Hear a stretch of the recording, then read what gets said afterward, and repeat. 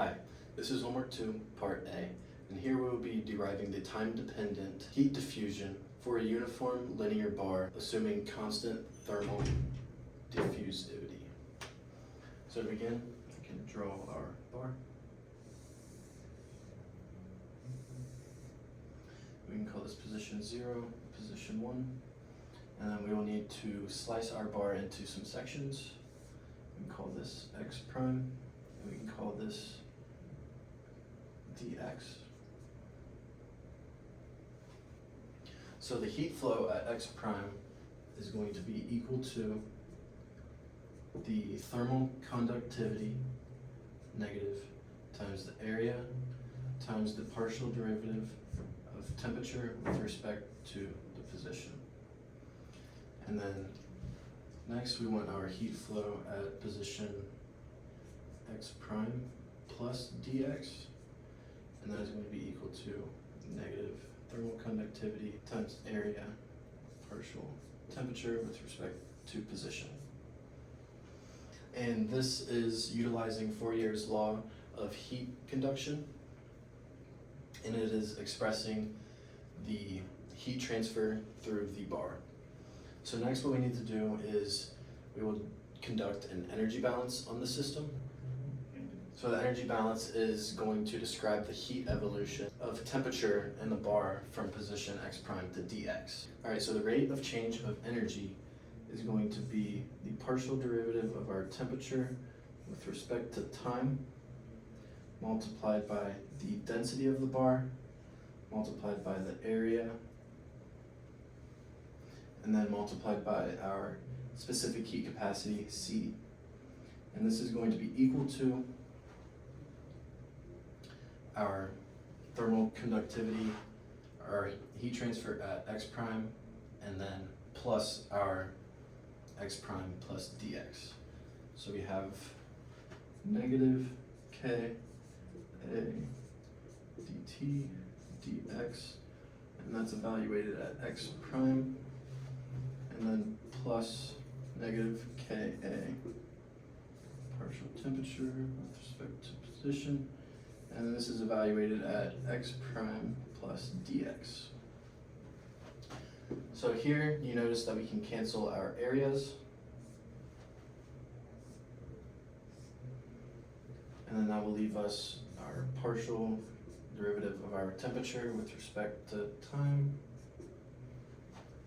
times density times our specific heat capacity. It's going to be equal to our negative k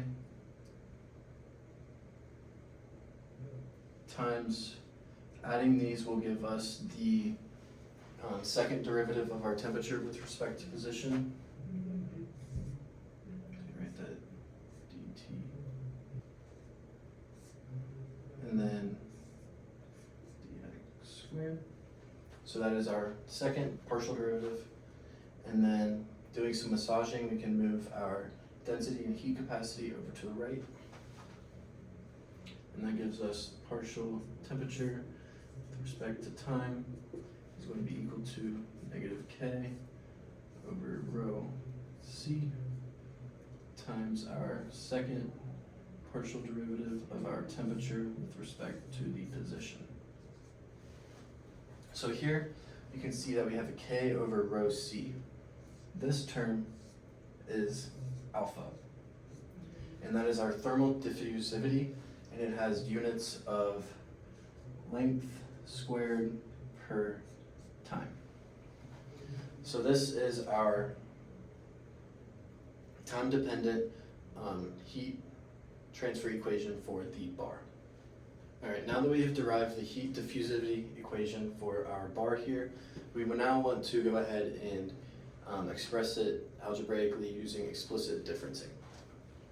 So doing so, we want to take our bar, and we're going to call it position J. We're going to split it up into some boxes, and we number them 1, 2, 3, 4, 5, 6, and it can go all the way to n. So for our time steps, we want our time to be equal to delta t times n, and for our position steps, we want them to be equal to delta x times j. Alright, so now we want to go ahead and expand our heat diffusivity equation here. So doing so, we will pick some points on our bar here. So we have our temperature at position j to the n plus 1. So this is going to be the position to the right minus our temperature at position j to the n. This is to the left of it. And this will all be over our delta t for our time steps. And then this is going to be equal to our alpha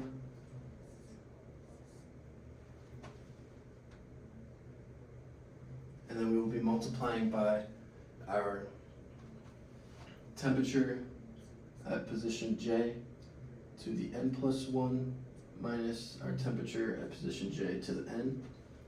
And this is over delta x. And this is our temperature at the position of the right. And then we will be multiplying by the position on the left. So we will have our temperature to that position j to the n minus temperature at position j to the n minus 1. And again over delta x. And then our quantities here are all going to be divided by our delta x. Alright, so now that we have this here, we can now go ahead and do some massaging. So we want to keep our temperature at position j of n plus 1, so the position on the right is going to be equal to our temperature at position n, and then that will be plus our alpha times our delta t, and then this will all be over our delta x squared.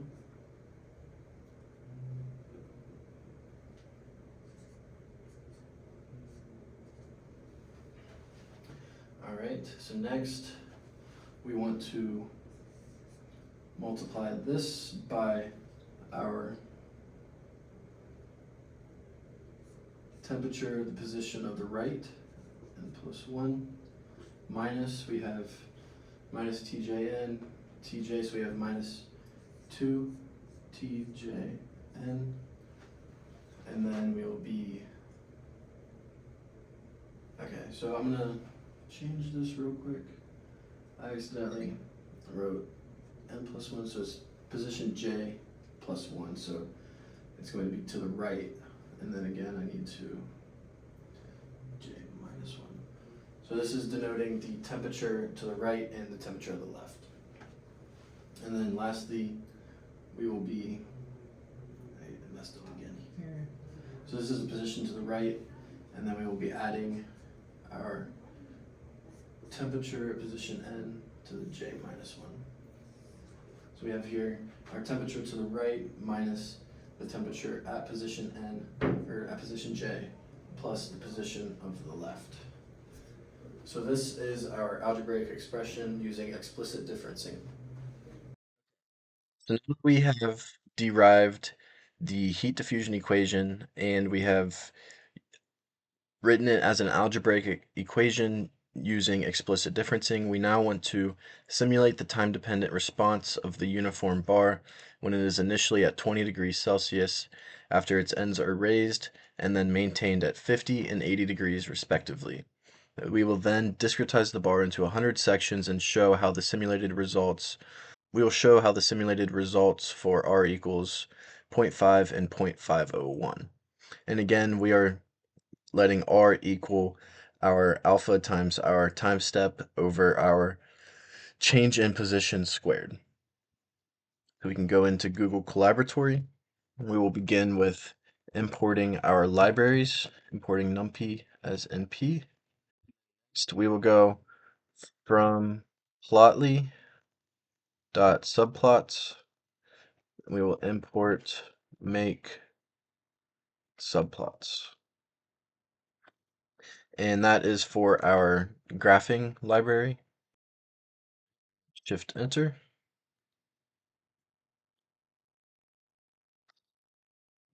run. So from our problem, we know to have our bar discretized into 100 sections, so we can set n is equal to 100. And then next we can create an array of our temperatures, so we can go, our temperature is equal to np dot full, and we want to have number n, and we want the value of this to be equal to 20. So what is that? What this is doing is creating an array of 100 values of 20. Okay. And within this array, we know that we want our first and last term to be 50 and 80. So doing so, we can go our temperature, and then we can hard code this in. Our first number in that index, 0, is going to be equal to 50. And then next, we want our very last temperature, so we can go -1 is equal to 80. All right, now let's look what this looks like. So you can see that our first number in the array is 50 and our last number is 80. Go ahead and get rid of that. So next, we want to go ahead and start with our plots. So we can go fig is equal to make subplots. Tap it in. And for our plot, our x value in this scenario is going to be the position of the bar. So we can say that our position is equal to np dot arrange, put our number of discretizations in there. So we have equal values of the array for our x values and for our temperature. So next we can go ahead and add our scatter. So we can go fig dot add underscore scatter. So this is going to be creating a scatter plot. We want our x to equal position, our y to equal our temperature. We will want our mode to be equal to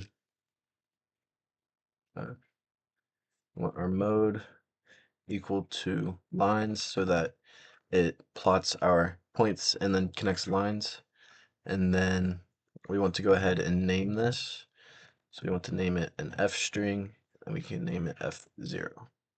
So next we want to go ahead and split our values up into several like iterations. So we want to go for I in range, and we can make this any number for now. We can go ahead and make it 10,000. And then we will want to include our expression here that we had derived in our previous parts.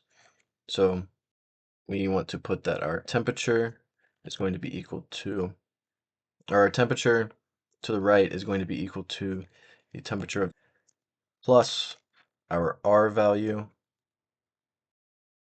times our temperature to the right minus 2 times our 2 times our temperature, and then we will be adding our temperature to the right. And then we'll need to go in here and include some Python indexing just to make sure that we are pulling the correct values. So for our temperature to the right, we will be wanting to go from 1 to -1. So this is pulling our second value all the way until the very end. And then next, we will be again going from our second value in our index, -1, or sorry, we will be going from our second value in our index 1 to -1, our very last term. And then within our brackets here, our temperature here will be our third term, so we can go our 2 to the very end. And then next, we will again be pulling our values of 1 to -1. ensuring that we have consistent arrays in our expression. And then for our last temperature here, we will be pulling everything until the very last couple terms. All right. Oh, I haven't defined my. So R is equal to, in our first scenario, we are going to set it as 0.5. So we have R is equal to 0.5. Shift enter.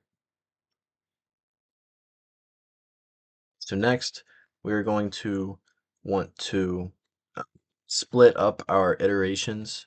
So we want to say if I, and then the percent, you do 100, and then double 0. Have that. Shift enter.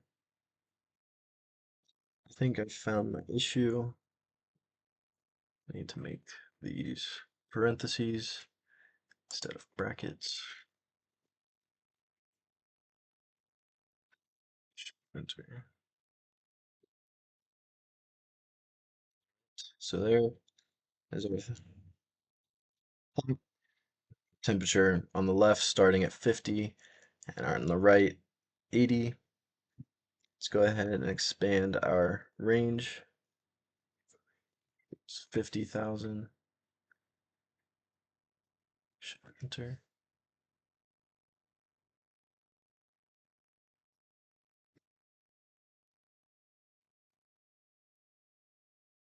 So I have another issue going on, and I believe it is with our temperature array. It is not interpreting this as an integer, so I'm going to add a period at the end of that. And shift enter. Alright, so there we go. Now you can see our discretized time steps. On the left 50, on the right 80 degrees. So this is with an R value of 0.5. You can see it seems pretty stable. So let's see what happens when we change our R value to 0.501.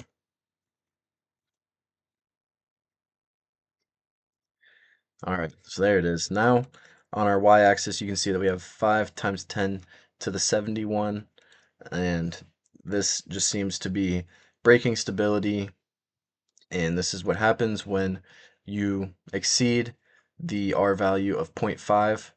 And then next I will be using the von Neumann stability analysis to explain why this scenario fails basically whenever your R value is greater than 1/2. Now that we have derived our algebraic expression using the explicit differencing, we now want to go ahead and prove using von Neumann's stability analysis that our first we're going to call this value R. So we're going to prove using the von Neumann stability analysis that show that our R cannot be greater than or equal to 1/2. So using Euler's method, we can denote that the temperature at position n, or at temperature at n, the position of the right is going to be equal to e to the I k delta x multiplied by temperature and position j n. And then similarly for our position to the left is going to be equal to e to the minus minus ki delta x, again multiplied by our temperature and position j. So plugging these into our expression here, we can write that our temperature at j n plus 1 is going to be equal to temperature j to the n plus r, and then this will be multiplied by our e to the I k delta x times our temperature, position n, j. I'm gonna go ahead and get rid of this r just for some space. And then minus 2 t j to the n plus our e to the negative ki delta x times temperature j n. Alright, so now that we have this, we can go ahead and condense using the Euler's method in order to bring in some values of cosine to replace some of our expressions here. So we can write that our temperature n plus 1 is equal to temperature j to the n. So we have tj to the n. So we have that here, here, here, and here. So we can go ahead and pull that out. So we have tj to the n. So we'll have times 1 plus rb times 2 cosine k delta x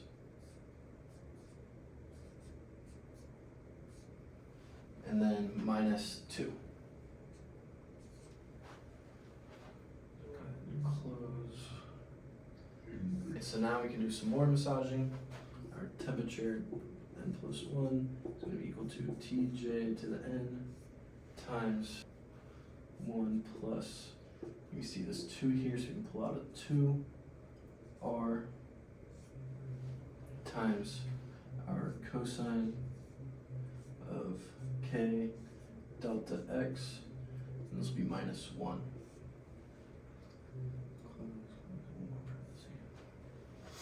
Alright, so now that we have this expression here, we know that cosine cannot exceed the value of 1.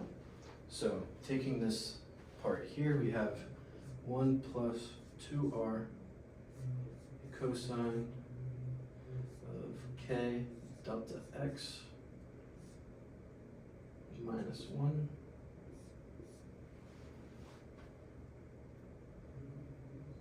And then this value cannot exceed 1. And that puts some absolute value bars. So doing some massaging, we can write that negative 1 will be less than or equal to our 1 plus 2r cosine of k delta x, and this will be less than or equal to 1. And then moving forward, we will have negative 2 is less than or equal to our 2r cosine k delta x, and this will be less than or equal to 0. And then we can factor out our 2, so we'll have negative 1 is less than or equal to our r times cosine of k delta x minus 1. Alright, so now we can go ahead and write that negative 1 is going to be less than or equal to negative 2r. So therefore, 1/2 will be greater than or equal to r. So this is the von Neumann stability analysis proving that our r will be that 1/2 is going to be greater than or equal to our r. Thanks.